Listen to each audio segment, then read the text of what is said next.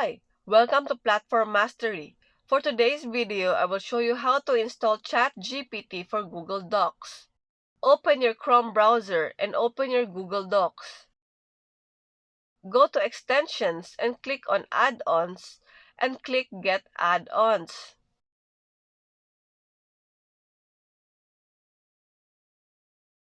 Search for GPT for Google Sheets and Docs. Select this and click Install. Click Continue. Choose your Google account and click on Allow.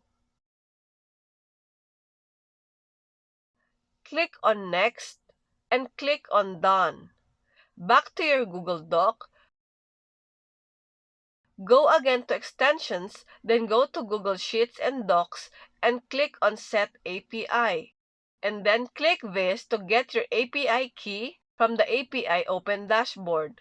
Click on Create New Secret Key and click on Create Secret Key.